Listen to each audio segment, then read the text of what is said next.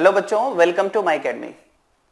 एक ऐसा क्वेश्चन जिसको लेकर के आप काफी परेशान थे पिछले कुछ दिनों में कि सर हमारा नीट का एग्जाम कब होगा, तो आपको फाइनली कल पता चल ही गया कि जो नीट का एग्जाम है वो 12 सितंबर को होना है। और अब दिमाग में ये चल रहा है कि सर अभी से लेकर के और जो अगले अप्रॉक्स अगर हम देखें तो जो 60 डेज हमारे पास हैं, इनको हम किस तरीके से यूटिलाइज करें ताकि हम अच्छे से अच्छा स्कोर ला पाए। ठीक है बच्चों, सबसे पहला पॉइंट तो ये है कि आप ऐसे वीडियोस या ऐसी स्ट्रेटेजी से बचने की कोशिश करिए, क्योंकि जैसे ही लोगों को पता चला कि हाँ भाई 12 सितंबर को नीट का एग्जाम है, उसके बाद अगर आप देखो ऐसा लग रहा है स्ट्रेटेजी पहले से तैयार थी, बस वेट कर रहे थे कि जैसे ही डेट डिक्लेयर होगी तुरंत स्ट्रेटेजी पे स्ट्रेटेजी डालना शुरू कर देना है। ठीक है, मतलब कि काफी अजीब सा है, मतलब ऑनलाइन है तो मतलब कुछ भी कर रहे हैं लोग, और करने दें, हम लोग क्या कर सकते हैं उसमें। लेकिन बच्चों आपको ध्यान देना इसमें कि अगर कोई आपको ये बोलता है how to get 720 out of 720 in next 60 days, मतलब बिना मतलब की ये बात है। 2 महीने के अंदर मतलब वो बताएंगे भी कि अगर आपने अभी तक कुछ नहीं किया है तो कोई दिक्कत की बात नहीं है, आप 2 महीने वो करिए जो हम कह रहे हैं, फिर आप देखिए 720 में 720 आपके आ जाएंगे। तो इसका ये पूरी बच्चों मीनिंगलेस बात है। ठीक है, 2 महीने में आप 720 नहीं ला सकते, पहली बात। और दूसरी, अगर कोई ऐसा बच्चा है जो 2 महीने में पढ़ाई करके 720 आउट ऑफ 720 लाने की कैपेबिलिटी रखता है, तो उसको किसी भी तरह की स्ट्रेटेजी की जरूरत नहीं है।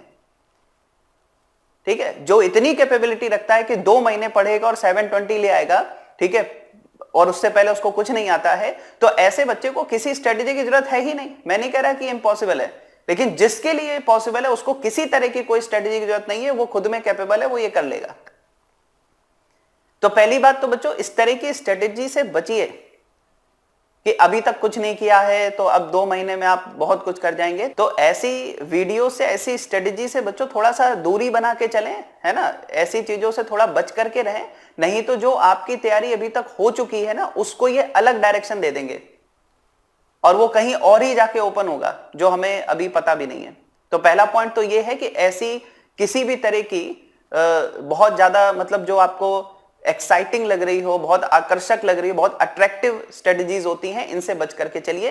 ठीक है, तो पहली बात तो ये है। और दूसरा ये है बच्चों कि ऐसे लोग जो ये बोल रहे हैं ना कि 2 महीने में आप 720 आउट ऑफ 720 लेकर के आ जाओगे, ऐसे लोगों को थोड़ा सोचना चाहिए बोलने से पहले कि जब आप बच्चे का एडमिशन लेते हो 1 ईयर प्रोग्राम में, 2 ईयर प्रोग्राम में, ठीक है, तो फिर जब 2 महीने में ही वो इतना 720 आउट ऑफ 720 ले आता है, तो फिर आप बाकी बचे टाइम में पूरा साल करते क्या हो।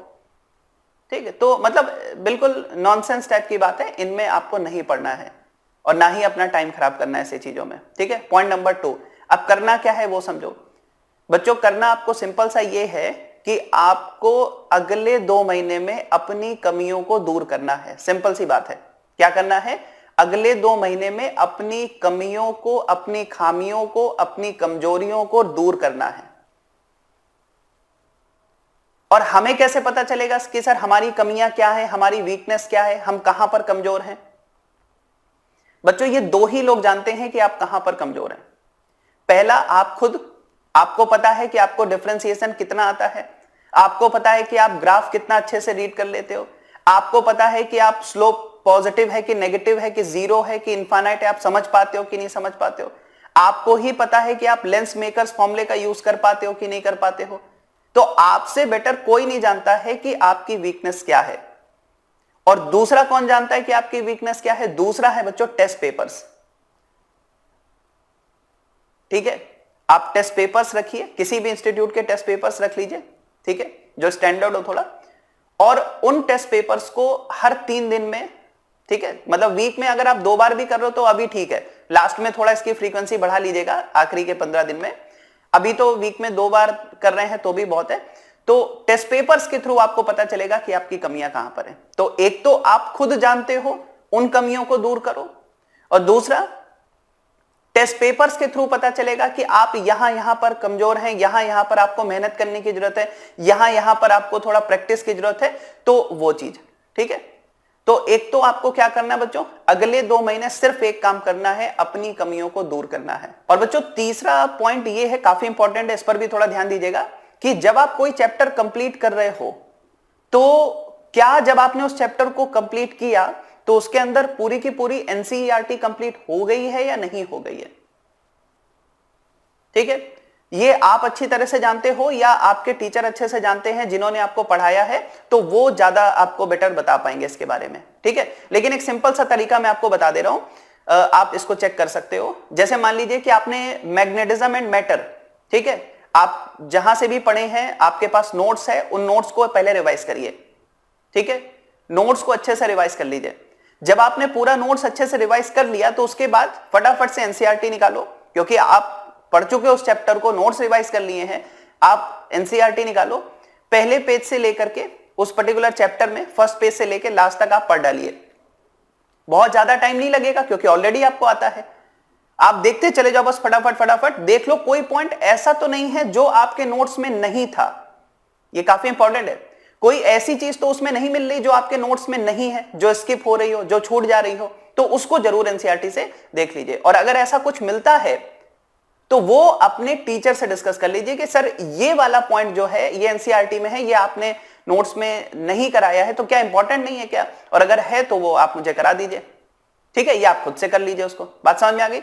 तो कोई भी चीज ऐसी जो एनसीईआरटी में है और आपके नोट्स में नहीं है और वो इंपॉर्टेंट भी है तो उसको जरूर देख लीजिए। ठीक है, तो एक तो ये पॉइंट हो गया। बाकी जिन बच्चों ने हमारे लेक्चर्स देखे हैं या माई अकेडमी पर पढ़ा है, उनको बहुत ज्यादा मतलब एनसीईआरटी इनमें जाने की जरूरत नहीं है, क्योंकि एनसीईआरटी में जो भी इंपॉर्टेंट पॉइंट्स हैं या जो कुछ भी है सब कुछ आपके नोट्स में कवर्ड है। ठीक है, लेकिन क्योंकि मैं एक जनरल बात कर रहा हूं सभी बच्चों के लिए, तो उनके लिए मैंने यही बताया कि आप एक बार अपने नोट्स रिवाइज कर लीजिए। ठीक है, और उसके बाद जब आप एनसीईआरटी फटाफट रिवाइज करेंगे तो आपको दिख जाएंगे वो सभी पॉइंट्स जो आपके नोट्स में नहीं है, तो एक बार उनको जरूर देख लीजिए। ठीक है, उनको छोड़ना नहीं है अपने को।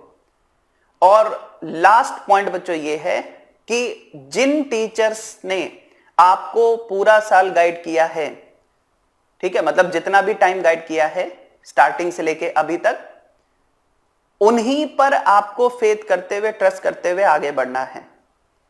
इस समय कई बार क्या होता है ना कि मान लीजिए उन्होंने भी अपना सब पढ़ा दिया जो भी है, और फिर हम भटकना शुरू हो जाते हैं, कभी इससे पूछते हैं क्या करें, कभी उससे पूछते हैं क्या करें, अलग अलग टीचर्स, अलग अलग इंस्टीट्यूट, कहीं कोई कोर्स ज्वाइन कर लिया, कहीं कुछ। तो आप थोड़ा इन सब चीजों से बच के चलिए, क्योंकि आपको बहुत अच्छे से जानते हैं वो टीचर्स जिन्होंने आपको अभी तक गाइड किया है। तो आगे उन्हीं से डिस्कस करते हुए, उन्हीं से सारी चीजें समझते हुए आप आगे चलिए। ठीक है, तो इन छोटी छोटी बातों का आप ध्यान रखें और फालतू की स्ट्रेटेजी से बचते हुए, अपनी कमियों को दूर करते हुए, एनसीईआरटी के सभी पॉइंट्स को समझते हुए कि कहीं कोई छूट तो नहीं रहा है, कहीं कोई चीज स्किप तो नहीं हो रही है, अच्छे से पढ़ाई करें, अपना ध्यान रखें और अपना बेस्ट देने की कोशिश करें।